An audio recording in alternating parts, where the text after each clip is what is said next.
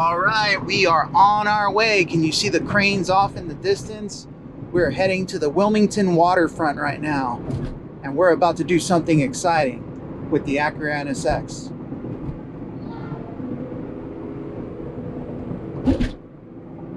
Looks like I'm about to ship my car to Japan. Yeah, that's what we're gonna do. What is going on, everybody? This is California Kaldune, and I have a special treat for you. It's probably gonna look like an episode of Hoovie's Garage or something, but we are here at Church's in Wilmington, California, and we are about to put the NSX on a train and send it to Japan. I'm just kidding. We're about to hook this thing up to a dyno and see what kind of power the NSX is putting out. I don't know. You guys have any questions? You guys have any concerns about me putting my car on a dyno? Do you know how much horsepower the NSX is going to make? I don't know. I want to find out all these answers today, and we're here and we're going to do it, and we're going to be right back with the dyno results and actually hooking up the NSX in just a moment. Maybe we'll take a look around and see if we see any cooler cars. I don't know. I'm already seeing some pretty cool cars right now. What do you think of this? What do you think of that? It doesn't have an engine cover. It doesn't even have a hood. Looks pretty bomb. I got to tell you, I see a lot of S2Ks around here. I feel like the NSX is going to be a little underpowered compared to those, but you never know. The NSX might surprise us all. It does have a few tricks up its sleeve, even though it's 25 years old. I don't think the S2K is worried, guys. I'll be back. Let's get this seat covered right now so that way we can get it on the dyno. Yeah, let's check it out. All right, guys, so while they are getting the NSX ready for its dyno test over here, we are going to have a conversation with a very knowledgeable man.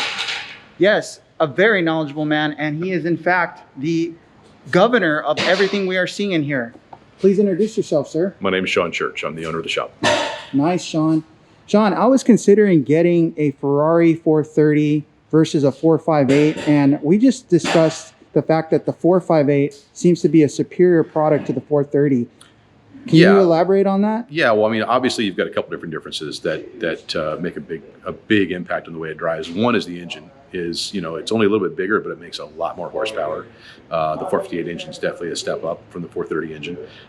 Additionally, what I've found in my experience driving both the cars, as well as like the new 488s and the F8, is the front end response in the 458 chassis and the later cars is much, much better. So there's a sharpness to the steering and the response when you turn in that kind of belies the mid-engine chassis setup. A lot of manufacturers set up mid-engine cars to be a little bit of understeer on turn-in just to make sure that you don't get out of shape. The 458 and the 488, the turn-in response is like a scalpel. I mean, it's really aggressive feeling, but there's no twitchiness to the car. The back end follows in line, and it just feels like it's almost telepathic the way it feels. The only car I've driven that's close to that recently would be, say, a GT3 RS from Porsche. But even that car does not have the response, the sharpness that the 458 and 488 have. And it's such a light steering feel too, so it's not heavy at all, but the feel is great, and it just dives for the apex. So definitely a really, really nice chassis. And if you can step up to the 458 from the 430, I think you really appreciate it. Well, there you go, guys. These is a bunch of stuff I did not know about that car. And to be quite frank with you, now that I have the knowledge that the 458 is just light years above the 430, I think I'm going to have to save up for a little bit more and just make a move on a 458. Now, obviously, I can't afford a 488. I could barely afford my NSX, but I'm going to make it happen somehow with you guys' help, and maybe through the power of tuning with Mr. Church, I will get a car producing 700 horsepower one day. Maybe. But for now, we're going to have to settle for the NSX, and we're about to dyno it. So let's get over there.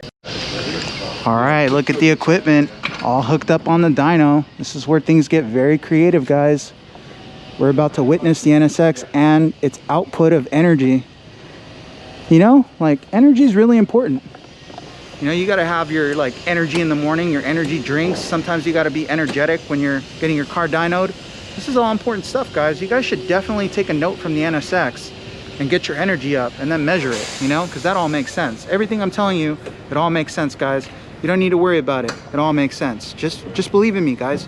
Check this out. Got the engine open already. I can't wait, man. I'm getting super excited.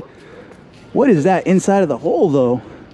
NSX has got something up its exhaust pipe. Oh my God, look at that. Oh my God, I can't even talk anymore. I'm speechless for the NSX. It's got that up its exhaust pipe. Can you believe that? Can you believe that, guys? Check out the engine. Look at that. Looking pretty good, guys. I don't know. Let's see what happens.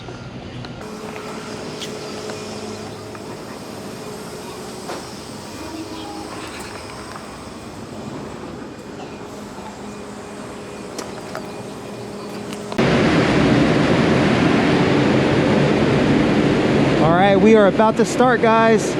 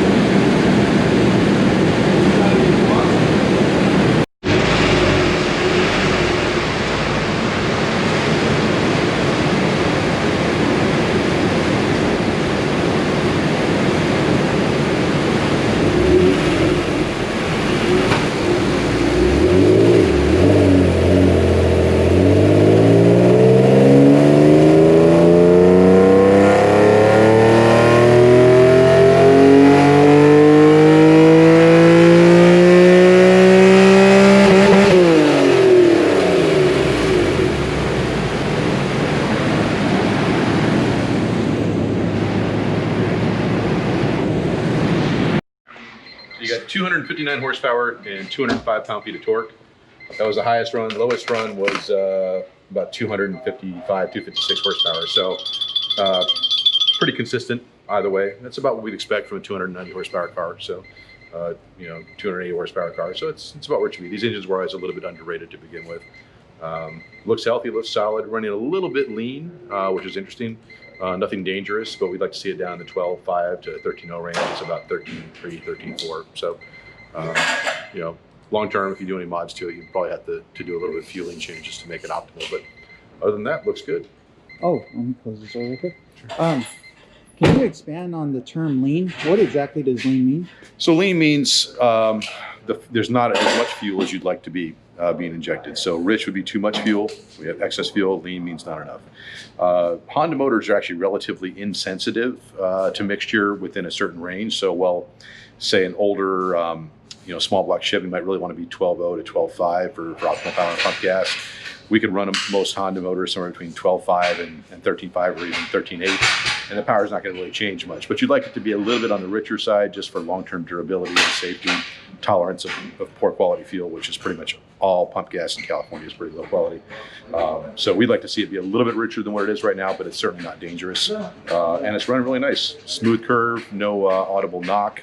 Rev very cleanly all the way across the power band, nice flat torque curve. So I think you got yourself a pretty healthy car right there. That is awesome. A clean bill of health for Mr. Church himself. My car is a little poor. It's not running as rich as it should. So it makes sense. You know, I can barely pay the insurance on this thing. So, but yeah, we're all done here today. It was fantastic. Very great situation going on here. And we're going to take off. See you guys soon.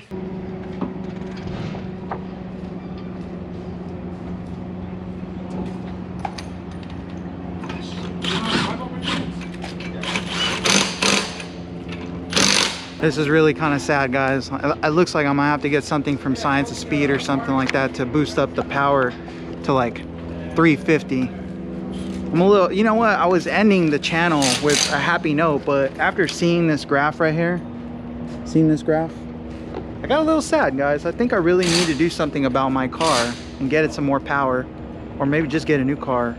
But, you know, honestly, I'd rather have this car with more power or another project NSX that I could do power to without really touching this car. I don't really know what I want. I just want more. I'm just like everybody else. I just want more. And that's the fact of the matter, that when you look at your dyno and you don't see the numbers you want, you definitely want more, you know? But I don't know, you guys give me some feedback. What do you guys think I should do? You guys think I should get something from Science of Speed, hook it up to this car, make it go faster, get a new car, get another Project NSX, get a Ferrari? What do you guys think I should do? I mean, we learned a lot today being here at Churches. We learned a lot. We learned a lot about cars, because I mean, I quite frankly did not know a lot of the stuff about the 430 and the 458, and the owner enlightened me. So you know what? I'm definitely going for that 458 if I ever get one. If I can ever afford one, that is. I'm just talking wishful thinking. Who knows? You know, maybe I'll be like the next Hoovie's Garage or Doug DeMuro, right? And I'll have a bunch of cars and, you know, 4 million subscribers, all that kind of stuff. Yeah, that'll happen to me. Yeah, right. Well, you guys, either way, I love all you guys. You guys are always the best, you know. I love the support. The community's been great. And I hope that I can make you guys happy by bringing some good content to you. And it looks like the NSX is good to go now. So we are about to take off. So I'll see you guys soon. Hey, look, guys, we're about to take off and there's no warning lights. Nice. Maybe next time we'll ship it to Japan. Who knows?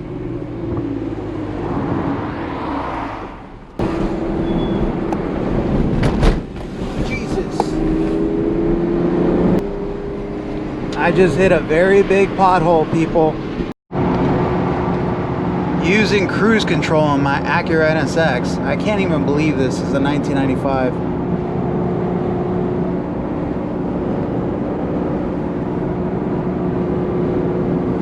Look.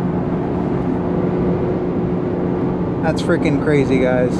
I'm just like blown away. I know it's not like the Tesla or autopilot or something, but this is crazy, guys. Use the right 2 lanes to take exit 11 for I-105 East. Yeah, look, you can even decelerate.